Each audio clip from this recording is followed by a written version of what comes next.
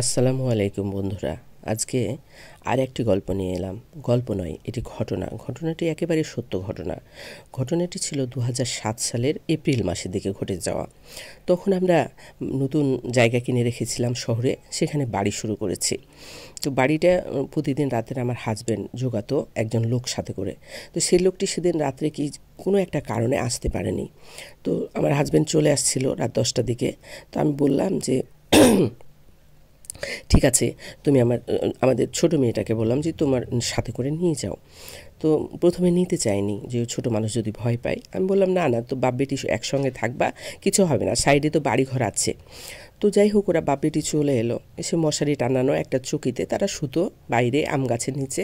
আর ২ হাতের দূরে আমাদের বাড়িটা তৈরি হচ্ছিল, তখন ছাদ পিটানো হয়েছে। তো বাসটাস লোকে চুরি করে নিয়ে যাবে পাশের লোকে, এই জন্যে জোগানো। তো যাই হোক, এরপরে এই রাত প্রায় ১টা-১.৫টা এরকম হবে। আমার মেয়েটি হঠাৎ বাথরুম পেয়েছে। সে তার আব্বুকে ডেকে বলল, আব্বু আমি বাথরুম করব। তো ওর আব্বু বললো ঠিক আছে, তুই একটুখানি সামনে এগিয়ে বলো, ওখানে তুমি করো। আর যেহেতু ছোট মানুষ, ওখানে তুমি করো, আমি বসে আছি, মানে তাকাচ্ছি।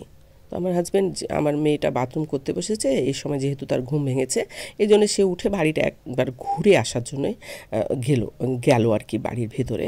চারিদিকটা টর্চ মেরে সে দেখছে। এই মুহূর্তে হঠাৎ করে, আর ভেতরে রড আছে, রডগুলো ছুঁড়ে নিয়ে যাবে, এটা একটা ভয় ছিল। তো যাই হোক, এরপরে আমার মেয়েটা ভীষণভাবে চিৎকার করতে শুরু করেছে। তখন আমার হাজব্যান্ড তাড়াতাড়ি টর্চ মারতে মারতে ছুটে এলো। তারপর মেয়েকে বললো যে তুমি চিৎকার করছো কেন আম্মু? তো মেয়েটা বললো, আব্বু আমাকে ভয় পেয়েছি, আমার ভীষণ ভয় লাগছে। তো ওর আব্বু বললো, কেন, কী দেখেছো তুমি? তখন ও কাঁদতেছিল, কিছু বলছিল না। তো আমার হাজব্যান্ড ওকে সাথে করে নিয়ে, আমরা যেহেতু খুব কাছে ভাড়া থাকতাম, তো আমার বাসাতে নিয়ে যেয়ে বললো যে দেখো তো, ও নাকি ভয় পেয়েছে। তা আমি জিজ্ঞেস করলাম কী হয়েছে, ওকে চুপালাম, অনেক আদর টাদর করে বললাম আম্মু কী হয়েছে। তো ও বলল যে আম্মা জানো, আমি যখন বাথরুম করতে বসেছি, তারপর আমার বাথরুম শেষ, আমি উঠেছি, ওঠার পরে দেখছি যে সামনে আম গাছের নিচে চাঁদের আলোতে সব কিছু দেখা যাচ্ছে। আম গাছের নিচে একটা কুকুর দৌড়াদৌড়ি করছে। তো কিছুটা এসে সে আকাশে অন্ধকারের মধ্যে মিলিয়ে যাচ্ছে। আবার একটু পরে দেখছি সাদা কুকুরটা, আবার কিছুক্ষণ পরে নাই। এরকম দেখতে দেখতে প্রথমে মনে করেছিলাম সত্যি সত্যি ওটা কুকুর, কিন্তু পরে দেখি না, ওটা আকাশে মানে অন্ধকারের মধ্যে মিলিয়ে যাচ্ছে, দেখতে দেখতেই নাই।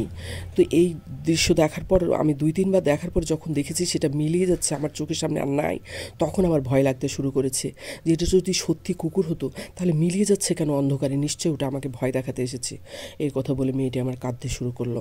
আমি তখন তাকে অনেকভাবে সান্ত্বনা দিলাম যে হয়তো তুমি এটা ভুল দেখেছো, সত্যি সেটা কুকুর ছিল। সে কিছুতেই মানবে না, সেটা কুকুর ছিল না। যদি কুকুর হবে তাহলে সেটা অন্ধকারে মিলিয়ে যাবে কেন? তো আমি তাকে কিছুতেই বোঝাতে পারছিলাম না। এভাবে প্রায় দুপুরের দিকে ওর ভীষণ জ্বর আসে। তারপরে সে ভুল বকা শুরু করে, এতটাই জ্বর ১০৬-এর কাছাকাছি। তারপর আমি ভীষণ ভয় পেয়ে গেলাম যে আমার মেয়ে তো সত্যি ভয় পেয়েছে, ও খারাপ কিছু দেখেছে। তারপর ওর আব্বু মসজিদের হুজুরকে ডেকে নিয়ে আসে।